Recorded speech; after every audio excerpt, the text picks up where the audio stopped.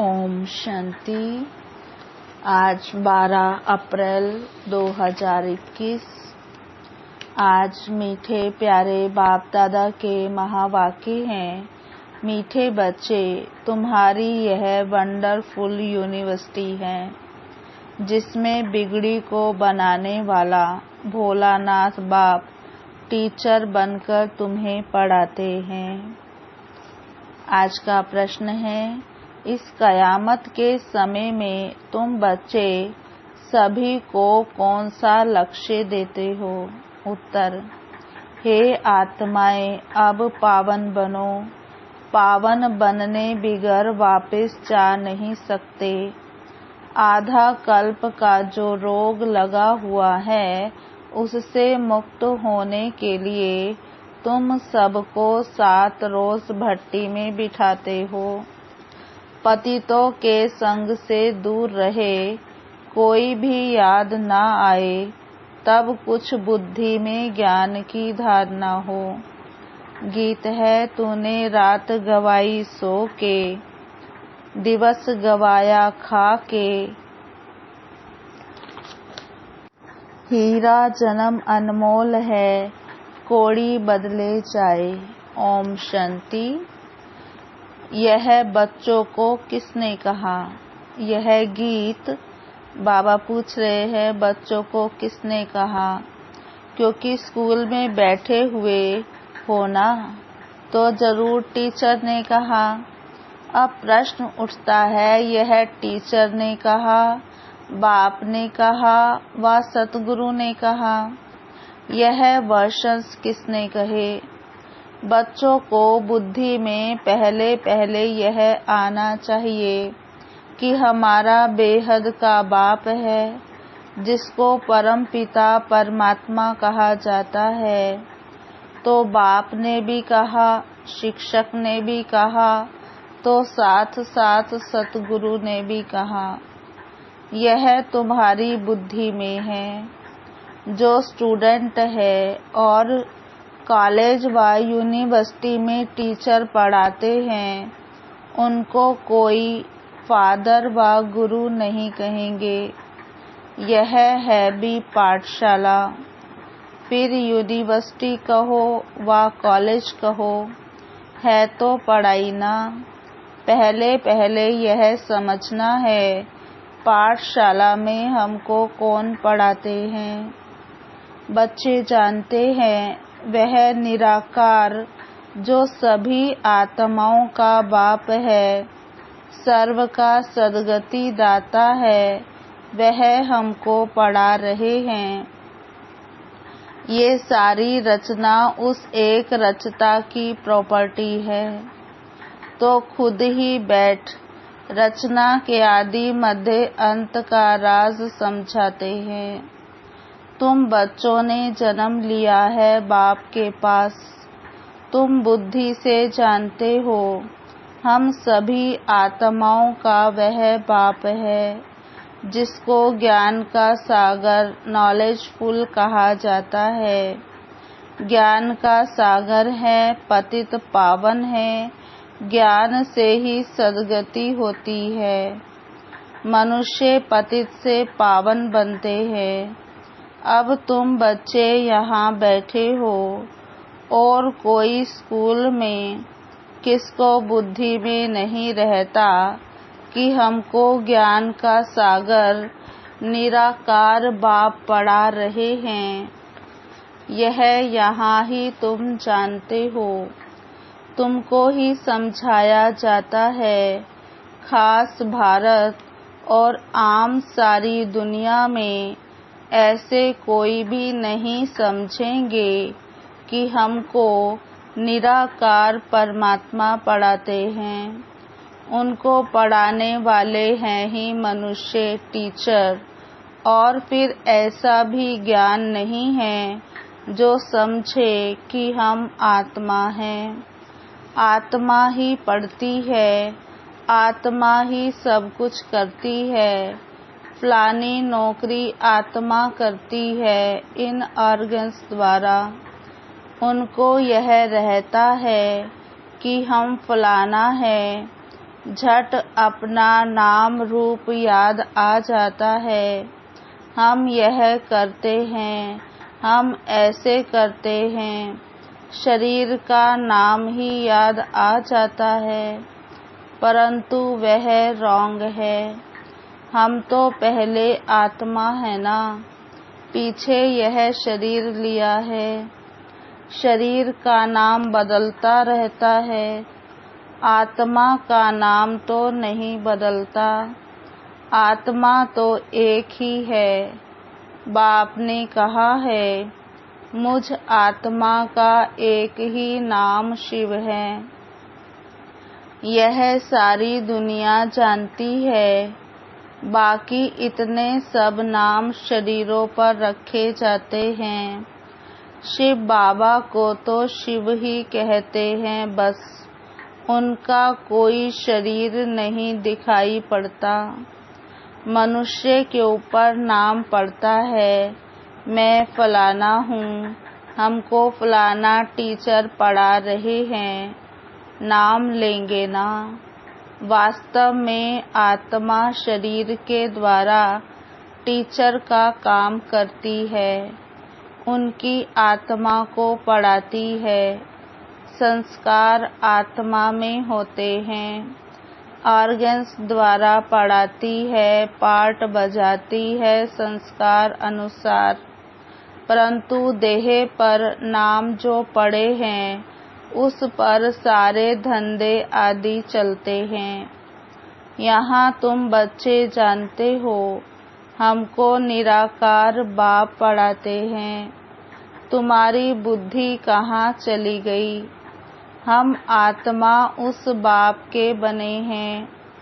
आत्मा समझती है, निराकार फादर हमको आकर इस साकार द्वारा पढ़ाते हैं।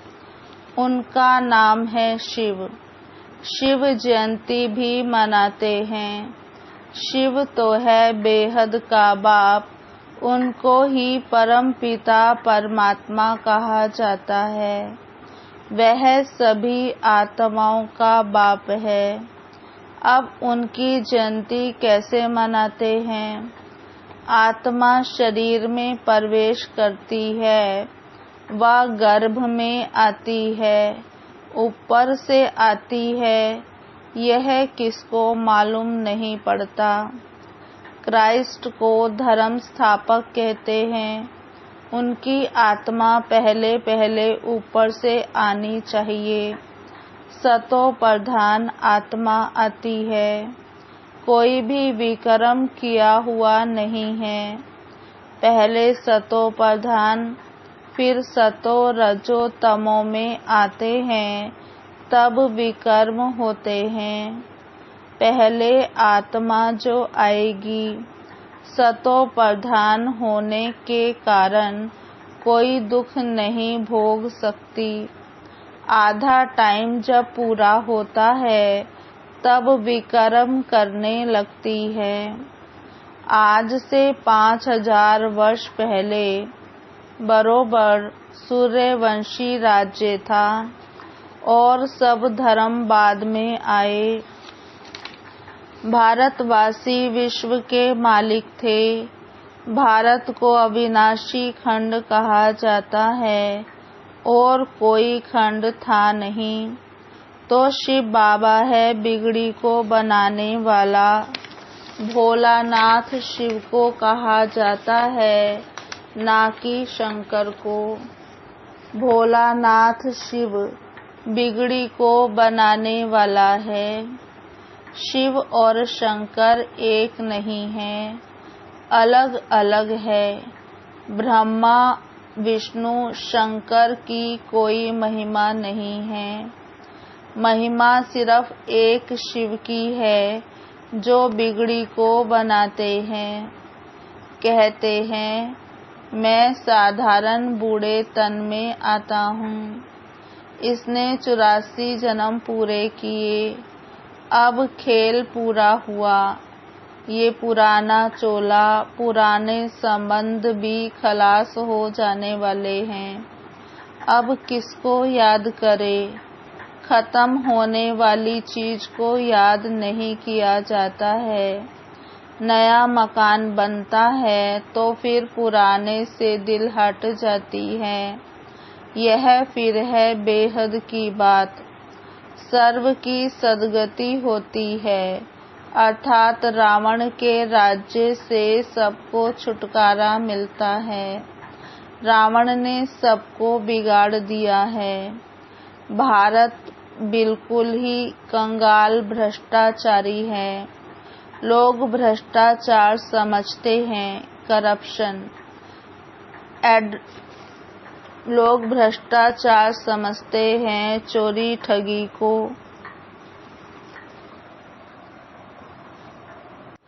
एडल्ट्रेशन को। परंतु बाप कहते हैं पहला भ्रष्टाचार है मूत पलीती बनना। शरीर विकार से पैदा होता है, इसलिए इसको विशेष वर्ड कहा जाता है। सतयुग को वाइसलेस कहा जाता है। हम सतयुग में प्रवृत्ति मार्ग वाले देवी देवता थे। कहते हैं पवित्र होने से विकार बिगर बच्चे कैसे पैदा होंगे।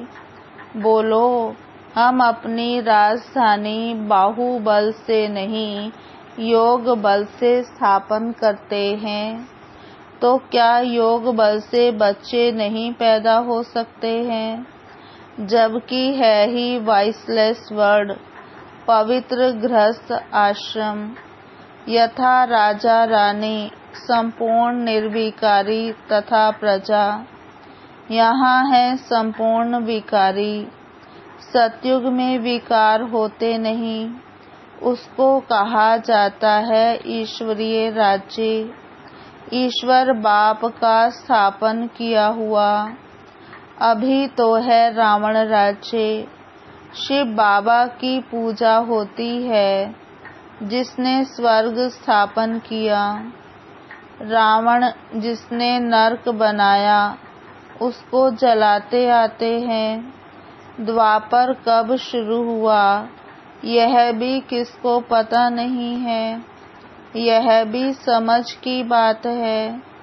यह है ही तमो प्रधान आसुरी दुनिया, वह है ईश्वरीय दुनिया।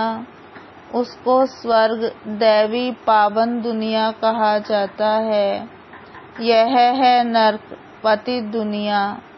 यह बातें भी समझेंगे वही जो रोज पढ़ेंगे। बहुत कहते हैं फलानी जगह स्कूल थोड़े ही हैं। अरे हेड ऑफिस तो है ना, तुम आकर डायरेक्शन ले जाओ, बड़ी बात तो नहीं है। सृष्टि चक्र को सेकंड में समझाया जाता है। सतयुग त्रेता पास्ट हो गया, फिर द्वापर कलयुग, यह भी पास्ट हुआ, अभी है संगम युग। नई दुनिया में जाने के लिए पढ़ना है। हर एक का हक है पढ़ना। बाबा, हम नौकरी करते हैं। अच्छा, एक हफ्ता ज्ञान ले, फिर चले जाना। मुरली मिलती रहेगी। पहले 7 रोज भट्टी में जरूर रहना है। भल 7 रोज आएंगे, परंतु सबकी बुद्धि एक जैसी नहीं रहेगी। 7 रोज भट्टी माना कोई की भी याद ना आए, कोई से पत्र व्यवहार आदि ना हो। सब एक जैसा तो समझ नहीं सकते। यहाँ पतितों को पावन बनना है। यह पतितपना भी रोग है। आधा कल्प के महारोगी मनुष्य हैं, उनको अलग बिठाना पड़े। कोई का भी संग ना हो। बाहर जाएंगे, उल्टा सुल्टा खाएंगे, पतित के हाथ का खाएंगे। सतयुग में देवताएं पावन है ना, उनके लिए देखो खास मंदिर बनते हैं। देवताओं को फिर पतित छू ना सके। इस समय तो मनुष्य बिल्कुल पतित भ्रष्टाचारी हैं। शरीर विष से पैदा होता है, इसलिए इनको भ्रष्टाचारी कहा जाता है। सन्यासियों का भी शरीर विष से बना हुआ है। बाप कहते हैं, पहले पहले आत्मा को पवित्र होना है, फिर शरीर भी पवित्र चाहिए। इसलिए पुराने इम्प्योर शरीर सब विनाश हो जाने हैं, सबको वापस जाना है। यह है कयामत का समय। सबको पवित्र बन वापस जाना है। भारत में ही होलिका मनाते हैं। यहाँ 5 तत्वों के शरीर तमो प्रधान हैं। सतयुग में शरीर भी सतो प्रधान होते हैं। श्री कृष्ण का चित्र है ना। नरक को लात मारना होता है, क्योंकि सतयुग में जाना है। मुर्दे को भी जब शमशान में ले जाते हैं तो पहले मुंह शहर तरफ, पैर शमशान तरफ करते हैं। फिर जब शमशान के अंदर घुसते हैं तो मुंह शमशान तरफ कर देते हैं। अभी तुम स्वर्ग में जाते हो तो तुम्हारा मुंह भी उस तरफ है। शांति धाम और सुख धाम पैर दुख धाम तरफ है। वह तो मुर्दे की बात है।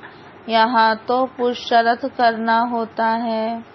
स्वीट होम को याद करते करते तुम आत्माएं स्वीट होम में चली जाएंगी। यह है बुद्धि की प्रैक्टिस। यह बाप बैठ सब राज समझाते हैं। तुम जानते हो, अभी हम आत्माओं को जाना है घर।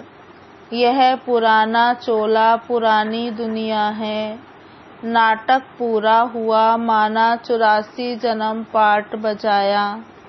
यह भी समझाया है कि सब 84 जन्म नहीं लेते हैं, जो आते ही बाद में हैं, और धर्म में जरूर उसके कम जन्म होंगे।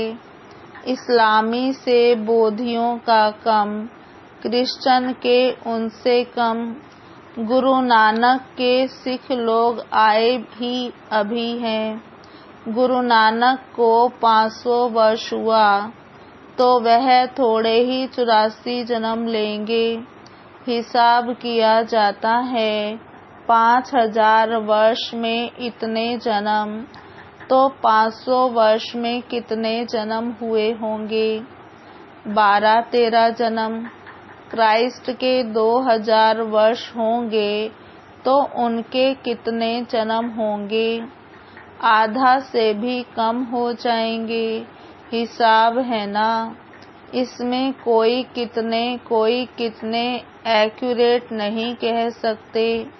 इन बातों में डिबेट करने में जास्ती टाइम वेस्ट नहीं करना है। तुम्हारा काम है बाप को याद करना। फालतू बातों में बुद्धि नहीं जानी चाहिए। बाप से योग लगाना, चक्र को जानना है। बाकी पाप नष्ट होंगे याद से। इसमें ही मेहनत है। इसलिए भारत का प्राचीन योग कहते हैं, जो बाप ही सिखाते हैं। सतयुग त्रेता में तो योग की बात ही नहीं। फिर भक्ति मार्ग में हठ योग शुरू होता है। यह है सहज राजयोग। बाप कहते हैं, मुझे याद करने से पावन बनेंगे। मूल बात याद की है। कोई भी पाप नहीं करना है। देवी देवताओं के मंदिर हैं, क्योंकि पावन है। पुजारी लोग तो पतित हैं। पावन देवताओं को स्नान आदि कराते हैं। वास्तव में पतित का हाथ भी नहीं लगना चाहिए। ये सब है भक्ति मार्ग का रस्म रिवाज। अभी तो हम पावन बन रहे हैं, पवित्र बन जाएंगे तो फिर देवता बन जाएंगे। वहाँ तो पूजा आदि की दरकार नहीं रहती। सर्व का सद्गति दाता है ही एक बाप, उनको ही भोलानाथ कहते हैं। मैं आता हूँ पतित दुनिया पतित शरीर में, पुराने रावण राज्य में। हाँ, कोई के भी तन में प्रवेश कर मुरली चला सकते हैं। इसका मतलब यह नहीं कि सर्वव्यापी है। हर एक में अपनी अपनी आत्मा है।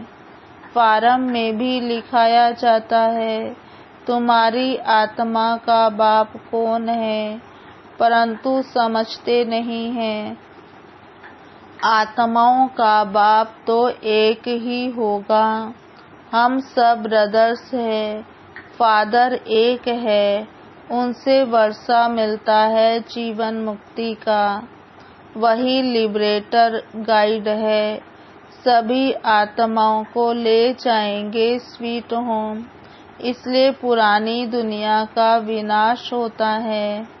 होलिका होती है ना, शरीर सब खत्म हो जाएंगे, बाकी आत्माएं सब वापस चली जाएंगी।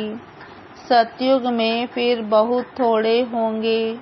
समझना चाहिए कि स्वर्ग की स्थापना कौन कराते हैं, कलयुग का विनाश कौन कराते हैं।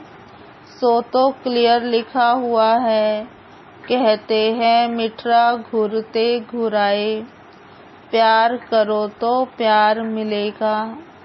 बाप कहते हैं जो मेरे अर्थ बहुत सर्विस करते हैं, मनुष्य को देवता बनाने की, वह जास्ती प्यारे लगते हैं। जो पुरुषार्थ करेंगे वही ऊंच वर्षा पाएंगे। वर्षा आत्माओं को पाना है परमात्मा बाप से। आत्म अभिमानी बनना पड़े। कई बहुत भूले भी करते हैं। पुरानी आदतें पक्की हो गई हैं, तो कितना भी समझाओ वह छूटती नहीं। उससे अपना ही पद कम कर देते हैं। अच्छा, मीठे मीठे सिकिलधे बच्चों प्रति माता पिता बाप दादा का याद प्यार और गुड मॉर्निंग। रूहानी बाप की रूहानी बच्चों को नमस्ते। हम रूहानी बच्चों की रूहानी बाप दादा को याद प्यार गुड मॉर्निंग नमस्ते नमस्ते नमस्ते। धारणा के लिए मुख्य सार। पहला, किसी भी बात की डिबेट में अपना टाइम वेस्ट नहीं करना है। व्यर्थ की बातों में बुद्धि जास्ती ना जाए। जितना हो सके याद की यात्रा से विकर्म विनाश करने हैं। आत्म अभिमानी रहने की आदत डालनी है। दूसरा, इस पुरानी दुनिया से अपना मुंह फेर लेना है। शांति धाम और सुख धाम को याद करना है। नया मकान बन रहा है तो पुराने से दिल हटा लेनी है। वरदान, माया के विघ्नों को खेल के समान अनुभव करने वाले मास्टर विश्व निर्माता भव। विस्तार, जैसे कोई बुजुर्ग के आगे छोटे बच्चे अपने बचपन के अलबेलेपन के कारण कुछ भी बोल दें, कोई ऐसा कर्तव्य भी कर लें, तो बुजुर्ग लोग समझते हैं कि यह निर्दोष अनजान छोटे बच्चे हैं, कोई असर नहीं होता है। ऐसे ही जब आप अपने को मास्टर विश्व निर्माता समझेंगे तो ये माया के विघ्न बच्चों के खेल समान लगेंगे। माया किसी भी आत्मा द्वारा समस्या, विघ्न व परीक्षा पेपर बनकर आ जाए तो उसमें घबराएंगे नहीं, लेकिन उन्हें निर्दोष समझेंगे। स्लोगन: स्नेह, शक्ति और ईश्वरीय आकर्षण स्वयं में भरो तो सब सहयोगी बन जाएंगे। स्नेह, शक्ति और ईश्वरीय आकर्षण स्वयं में भरो तो सब सहयोगी बन जाएंगे। अच्छा, ओम शांति। आज की मुरली के स्वमान। पहला, मुझ आत्मा का बाप स्वयं ज्ञान का सागर, नॉलेजफुल, पतित पावन है। मुझ आत्मा का बाप स्वयं ज्ञान का सागर, नॉलेजफुल, पतित पावन है। दूसरा स्वमान। मुझ आत्मा को निराकार शिव परम पिता परमात्मा पढ़ाते हैं। मुझ आत्मा को निराकार शिव परम पिता परमात्मा आकर पढ़ाते हैं। तीसरा स्वमान। मैं आत्मा संपूर्ण निर्विकारी पवित्र बन रही हूँ। मैं आत्मा संपूर्ण निर्विकारी पवित्र बन रही हूँ। चौथा स्वमान। मैं आत्म अभिमानी हूँ। मैं आत्म अभिमानी हूँ। पांचवा स्वमान।